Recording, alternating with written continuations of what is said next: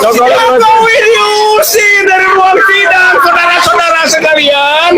Ini yang dicatat. Kenapa diusir? Karena dia tidak menghormati hukum, Tidak memberikan surat dan tidak memberikan surat kuasa. Artinya tidak ngerti hukum. maka diusir. Sebelumnya hanya surat tugas, sekarang substitusi tanpa ada tanda tangan dari Jokowi.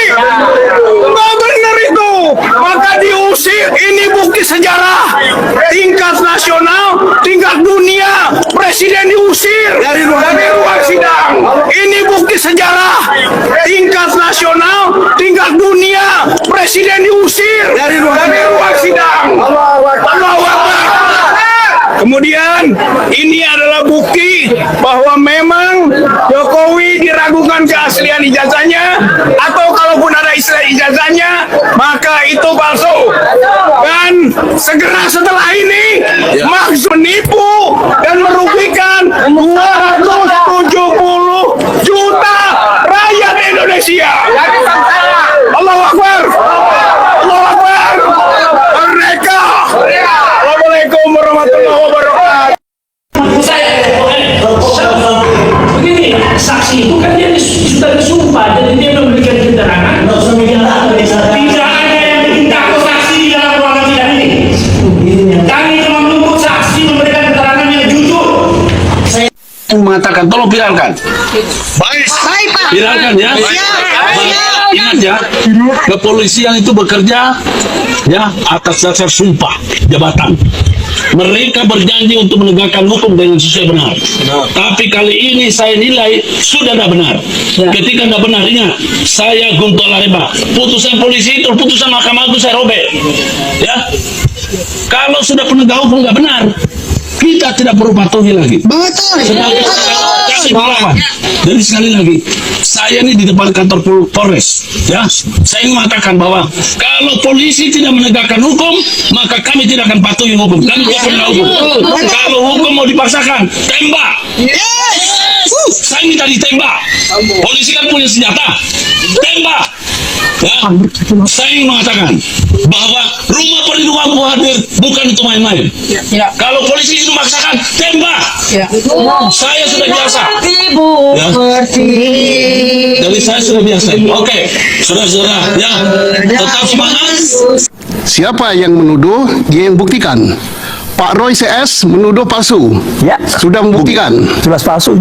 Oke. Kemudian Pak Jokowi juga harus menangkis itu dengan membuktikan ini aslinya. Ya. Di pengadilan katanya. Ijazah saya asli, kemudian skripsi saya juga sah. Kuliah saya juga sah. Dan ini kita minta UGM, maaf ya, alumninya Pak alma maternya Pak Ya. Roy. Jangan UGM sembunyi, bela, Cocok. bersuara yang jelas, asli. Cocok. Kan Ini udah. bukti skripsinya. Kan Ini dosen apa, Pak Roy? udah. Ini dosen pembimbingnya. Iya, Pak Kas. Udah kan? Oke, kalau itu sudah semua, IAI-nya UGM sudah bilang, Pak, kalau itu palsu, yang nggak lulus. Udah, IAI-nya UGM. Sekilas pandangan mata ini baru dari UGM. Ini teman-teman mahasiswa UGM yang siap berangkat menuju ke DPRD. Ya, ini bagi berapa stop sampai dispenser. Banyak nih. Ini menjadi sejarah hukum terburuk dalam proses hukum peradilan di Indonesia. Masukin buku. Nah, ini adalah gambaran itu. Jadi semua membaca dan melihat. Yang ketiga, ini pengadilan rakyat. Bahwa walaupun yang hadir adalah kuasa hukum, prinsipal, pihak-pihak, tapi rakyat melihat semua. Dan di forum persidangan juga terlihat aspirasi rakyat. Aspirasi rakyatnya adalah menghendaki keadilan, dan bacaannya sekarang adalah ketidakadilan. Dan lebih jauh lagi, rakyat sudah melihat sekarang bahwa dari persidangan 1, 2, 3 sebetulnya sudah bisa kita simpulkan bahwa Jokowi tidak punya ijazah. Kalau dia berani dan punya nyali menunjukkan ijazahnya, dipastikan ijazahnya palsu. Jadi ini sudah ada kesimpulan. Ya, saya kira dari sisi rakyat memandang, rakyat melihat seperti itu. Maka mau tidak mau, ini kenapa ada DPR, MPR, gitu kan? Ini supaya segera saja Jokowi dimakzulkan, di impeachment. Persidangan PM Jakarta Pusat, perdata ini alat bukti. Buktinya apa? Salah satu buktinya hakim kabur. Tentu berpihak dengan analisis dari kuasa hukum bahwa ini ada intervensi kekuasaan dan tidak mampu mengendalikan aspirasi kedaulatan rakyat tentang melihat ijazah ini yang palsu, karenanya akhirnya kabur. Boleh dikatakanlah hakim diusir oleh rakyat. Kalau persidangan yang lalu Jokowi yang diusir, sekarang hakim diusir karena memang hakim telah melakukan contempt of court, melakukan penistaan kepada peradilan.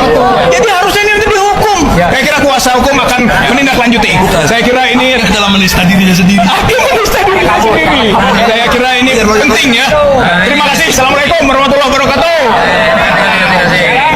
Sekarang ada beliau dunia, dia biasa orasi di mana-mana, tapi saat ini orasinya tidak terbaca karena beliau sedang minum jahe. Assalamualaikum warahmatullahi wabarakatuh. Saudara-saudara sebangsa dan setanah air, hari ini sidang kita istimewa ya. Sebenarnya materinya sama saja, akibat yang terjadi pun sama saja, bahkan lebih heboh lagi. Tapi ada yang istimewa karena hari ini ada Pak Amin Rais, Bapak reformasi Indonesia. Kita berharap kita ambil berkahnya dengan kehadiran beliau ini pertanda bahwa Indonesia akan segera dikembalikan kepada kondisi yang baik. Amin. Saudara-saudaraku sekalian, saya sebenarnya dengan malu hati menampakkan kepada Anda semua bagaimana kondisi persidangan kita yang luar biasa kacau balau ya. Walaupun kami insya Allah berusaha tidak akan membuat kacau balau karena kami berpegang kepada hukum acara perdata. Di mana letak hukum acara itu? Yaitu bahwa kami sedang berhadapan dengan orang yang memiliki legal standing ya. Ini adalah gugatan yang luar biasa atau mungkin yang biasa, terserah untuk mengartikannya sebagai apa. Akan tetapi yang sedang kami gugat ini adalah extraordinary. Ya, sebagai pribadi karena perdata dia adalah seorang Joko Widodo, tapi dalam dirinya melekat sebagai seorang presiden. Ini cukup lama persiapannya ya. Mulai dari kami menggugat harusnya sudah ada persiapan. Apa yang Kenekatannya membangun sana sini tanpa memperhitungkan kemampuan negara maupun kemampuan BUMN. Saat ini apa yang terjadi? BUMN-nya karya semua mau modal, semua BUMN karya itu sudah mau mati karena dipaksa untuk ngutang terus sampai dia hancur, ya, sampai betul-betul hancur. APBN-nya didorong sedemikian rupa sehingga hutang kita mencapai jumlah seperti itu. Yang kita dapat hanya aset yang dalam 2 tahun mengalami penurunan dan kemudian memerlukan biaya untuk perawatan. Tetapi yang diwariskan kepada kita APBN yang tidak berdaya. Yang diwariskan pada kita kehancuran sumber daya alam dan lingkungan. Jadi sebenarnya kalau dibilang Indonesia emas, yang benar Indonesia cemas. Nggak ada tuh, ya. Nah, problemnya kemudian adalah, jadi mungkin gini, apa sih bicara Papa sama Gibran? Nggak kelas lah bicarain. Ini kan cuma ternak gitu ya. Hulu permasalahan kita kan ada yang namanya pada Joko Widodo. Ya, ini kebalikan nih kita nih kebanyakan di sini. Kalau kami kan dulu menggendong lalu nyadar, ya kan? Sementara teman-teman sebagian di sini nyadar, sekarang ngegendong. Nah, gitu. Karena hampir tidak ada perbedaan yang terjadi selama 10 tahun Jokowi dengan kemungkinan yang akan kita hadapi tahun-tahun ke depan. Akan terjadi repabrikasi segala hal buruk yang terbaru dibahas di media sosial ini oleh netizen, yaitu temuan ini ya di buku Profesor Dr. Insinyur Ahmad Sumitra yang berjudul Ekonomi Sumber Daya Hutan. Di kolom pengantarnya di situ ditulis ya oleh Pak Sumitra ini dengan jelas sekali bahwa beliau adalah dekan selama 3 periode berturut-turut begitu ya, disebutkan secara berturut berturut-turut, yaitu tahun 83 hingga 86. Kemudian ada jeda diisi oleh orang lain dan kemudian menjabat sebagai dekan lagi. Itu artinya pada tahun 85 yang menjabat sebagai dekan di UGM adalah ya Profesor Sumitro ini seharusnya. Tapi kejanggalannya yaitu ijazah Jokowi yang tanda tangan dekannya justru adalah Profesor Sunardi. Nah, untuk mencocok logi atau mengepaskan ini, UGM sudah meralat ini di websitenya ya. Jika sebelumnya disebut bahwa Pak Sumitro ini adalah dekan dari tahun 83 hingga 86. Nah, ini diralat pada tanggal 21 Oktober 2022 demi mencocokkan ya nama dekan ini agar sesuai dengan yang ada di ijazah Jokowi. Ini sejarah dirubah begitu ya. Dan tapi ini UGM lupa tidak meralat yang bahasa Inggrisnya, belum diganti. Jadi masih Sumitro yang menjabat sebagai dekan pada tahun 85 tersebut. Baru pada tanggal 21 Juli 2024 UGM akhirnya meralat juga yang versi bahasa Inggrisnya. Nah, temuan ini seakan mengkonfirmasi pastinya ya kejanggalan pada ralat-meralat di website UGM itu dengan apa yang terdapat dalam buku Sumitro ini, Pak Sumitro ini ya. Jelas sekali ini menunjukkan kira-kira siapa yang benar ya, apakah informasi yang sebelum diralat dan buku Pak Sumitro ini, ataukah informasi yang baru saja diralat dan dicocokkan dengan ijazah Jokowi. Hari ini terus terang ada satu video pernyataan Pak Jokowi yang membuat saya jadi ketawa lama sekali ya. Karena kayak ketika saya nonton video ini, ketika mendengar pernyataan Pak Jokowi, ini level kebohongannya itu sempurna gitu, seperti orang kentut yang bunyinya nyaring dan bau, sempurna. Ya, karena ketika Pak Jokowi bilang bahwa kenapa saya Ridwan Kamil, karena rekam jejak, itu sampai diulangi 2 kali tuh. Sekali lagi, kenapa saya Ridwan Kamil, karena rekam jejak. Bagi saya gitu ya, bagi saya pribadi, pernyataan Pak Jokowi ini lucu sekali. Ini bukan video komedi, ini bukan video ngelucu atau ngelawa. Ini adalah pernyataan Pak Jokowi yang disampaikan secara serius, dan sebenarnya beliau sedang bohong habis-habisan. Yang membuat saya jadi ketawa adalah ketika melihat ada ratusan orang di sekeliling Pak Jokowi dan Ridwan Kamil itu yang terkesima, terkagum-kagum, percaya betul dengan Pak Jokowi. Padahal mereka ini sedang ditipu habis-habisan gitu. Ya, karena Pak Jokowi sedang berbohong gitu, tapi mereka percaya. Kenapa saya Ridwan Kamil? Karena rekam jejak. Level kebohongan Pak Jokowi bagi saya itu adalah level kebohongan yang sudah di atas rata-rata. Itu sama seperti misalkan pelacur yang mengaku perawan dan ratusan orang percaya dengan pernyataan itu. Itu yang membuat saya jadi ketawa gitu. Bayangkan ada orang yang kemudian pelacur gitu ya, terus mengaku perawan, dan ada ratusan orang di sekelilingnya percaya betul. Wow, orang ini hebat sekali, mulia sekali. Seolah-olah seperti itu. Karena ketika mau bicara soal rekam jejak terkait Ridwan Kamil di mata Pak Jokowi, itu nggak ada yang positif sebenarnya. Jadi, ya bagaimanapun saya sedikit banyak lah ikut Pak Jokowi gitu ya. Pernah juga lah menjadi bagian dari stafnya Pak Jokowi ketika menjadi presiden selama beberapa tahun gitu. Ya tahu betul, paham betul bagaimana pemikiran Pak Jokowi soal Ridwan Kamil, pendapat Pak Jokowi soal Ridwan Kamil itu secara pribadi gitu ya. Itu Ridwan Kamil dianggap sombong gitu ya, nggak mau nggak mau dengar orang lain, sombong sekali. Itu pendapat pribadi. Nah, kalau kita bicara soal rekam jejaknya, banyak yang negatif gitu. Ya saya sebelum saya lanjut kepada rekam jejak Ridwan Kamil yang sudah ada di media gitu. Ya, halo teman-teman, kembali lagi bersama saya di channel ini. Kita sudah menyaksikan bagaimana cuplikan video yang sangat menarik.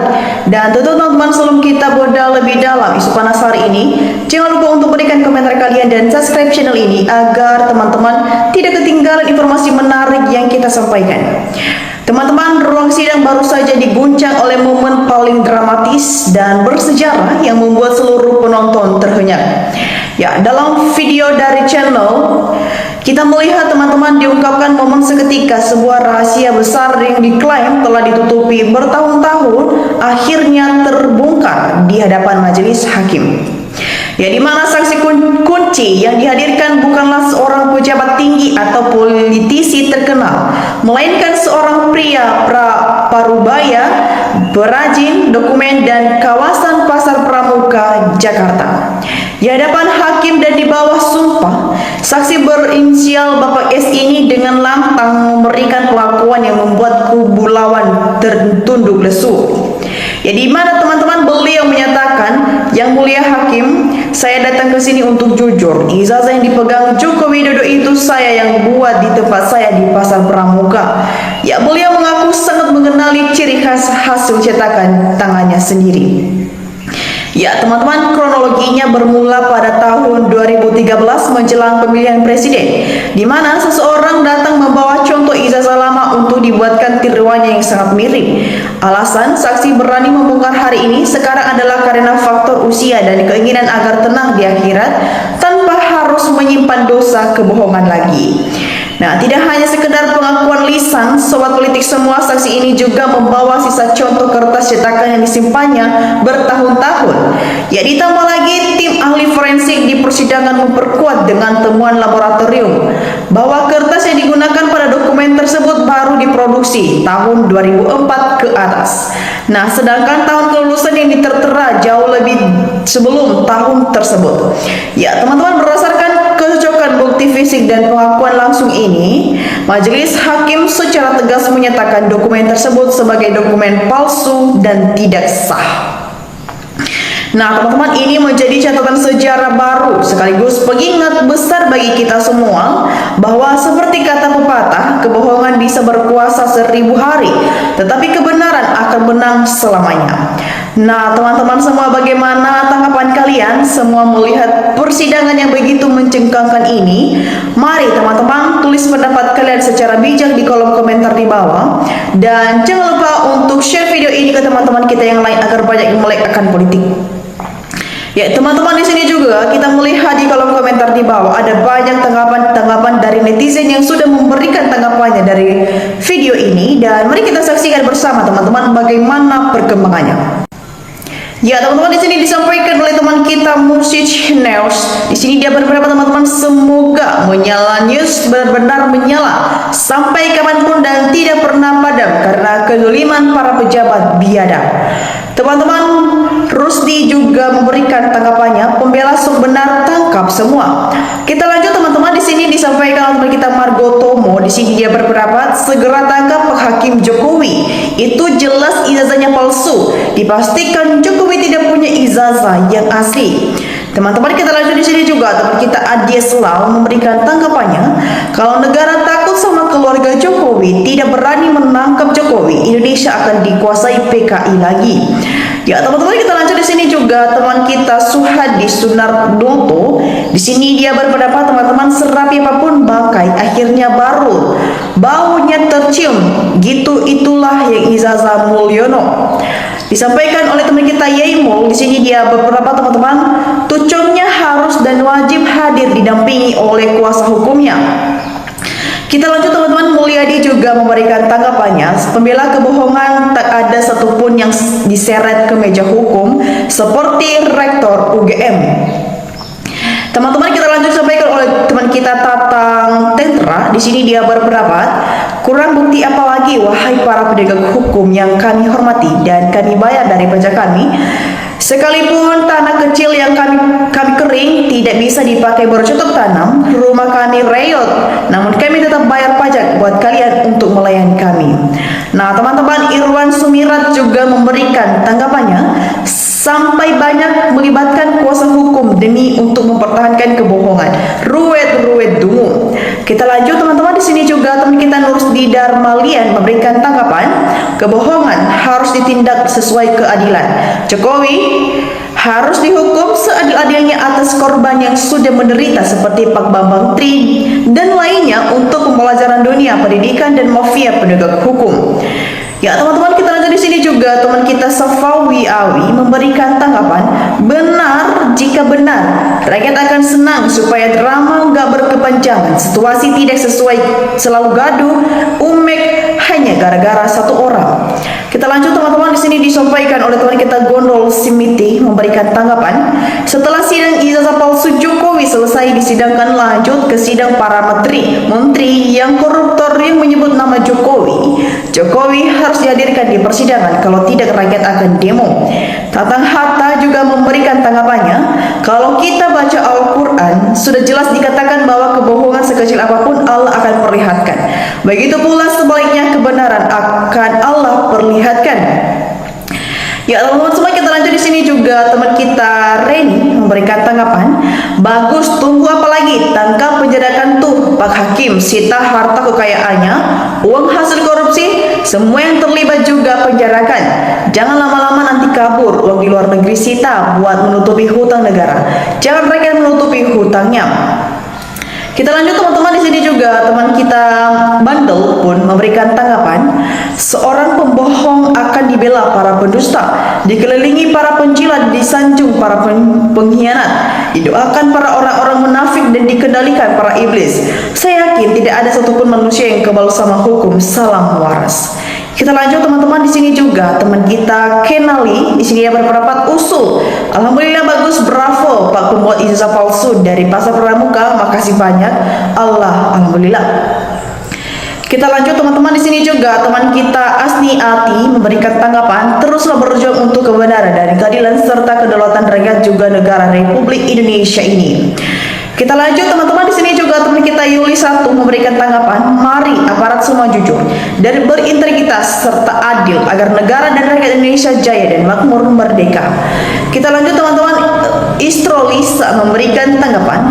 Saya berharap seluruh instansi harusnya ada pengecekan ijazah dari atas sampai bawahan.